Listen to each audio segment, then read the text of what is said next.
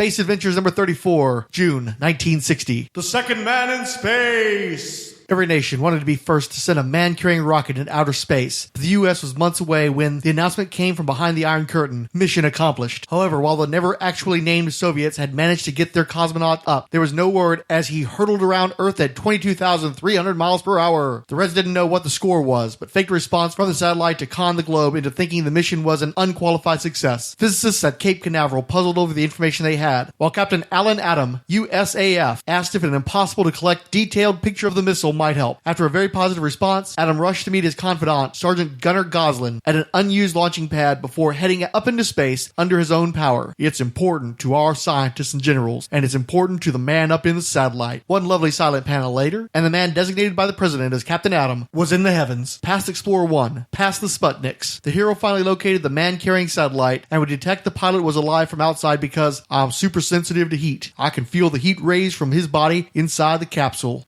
Okay.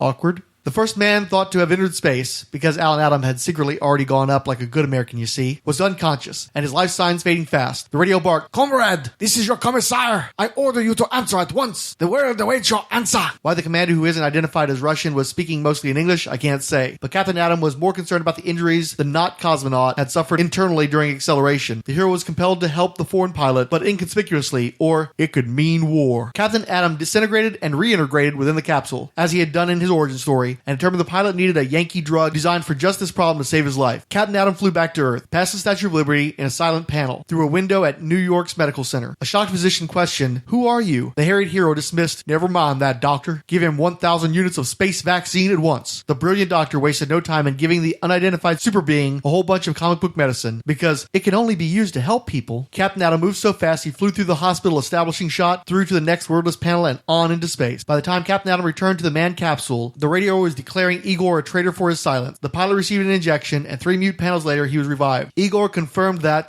he was okay, and asked, "You speak English? I am in space, no? How come you here? You speak like Americans I have known." "That's right, chum. I'm Captain America USA." Igor continued, "But I am first man into space. They told me that you Americans are a backwoods people, a pack of fools. Yet you are here, in my satellite." Captain Adam replied, "We get around, comrade." Igor was also told his superiors would explain how to get down once he managed to reach orbit. "But I think they lied." Captain Adam was kind enough to exit the capsule and act as rocket propulsion to return it to Earth. America's atomic hero deposited the capsule in a great city near the Arctic wastes. Igor's superiors were pleased at this propaganda victory, which allowed, "Once more, we have shamed the West with our fantastic deeds." Invisibly listening to the unconfirmed commies gloating, Captain Adam smarted, "Looks like I helped a little too much. This is tough on the United States." Although Igor Chris was proclaimed a national hero, he insisted that he was not first in space, that he had been saved by an American who had won the race, and the Americans' accomplishments were far greater than my own. Back at Cape Canaveral, Captain Adam and Sergeant Goslin grinned and winked as their scientists wondered where in the U.S. there was a base better than their own that successfully launched an American into space first. We kept that secret well. The second man in space was by Joe Gill and Steve Ditko. This second Captain Adam story saw his costume colors reflect the cover of his debut, golden armor with orange highlights and white hair. Captain Adam's first name was given as Alan, and his hair color switched from blonde to brown. I don't recall his buddy Sergeant Gunnar having a surname before Goslin either. With the hilariously ludicrous jingoism jangling in this tale, I assumed it was an audacious reaction to Yuri Gagarin's trip aboard Vostok 1, which turned out to be almost a year away. I guess Gill was responding to projections that the USSR would beat us into space, and launched a preemptive strike. "I'm speaking as an officer of the United States Air Force." Boom.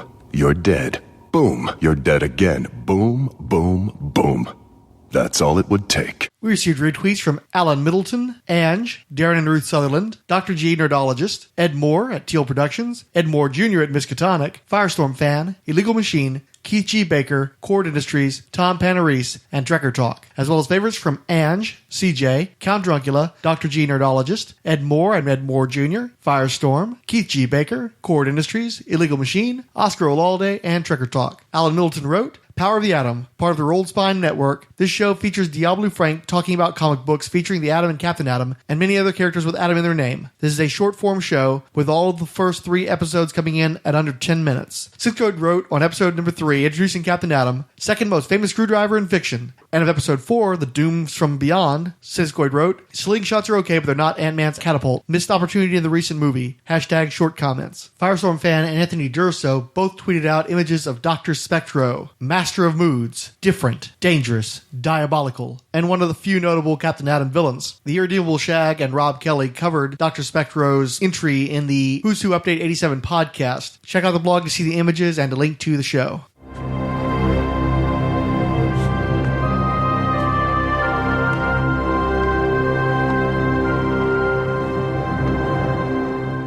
The preceding Atom-related program is a non-profit fan production. Any copyrighted materials contained therein are believed borrowed under fair use with no copyright infringement intended. Please feel free to leave comments either on the Power of the Atom blog or at Rolled Spine's Productions WordPress blog. You can also send us Twitter comments through Commander Blanks, my personal account, or through the Rolled Spine Podcast's Twitter. Thank you for listening.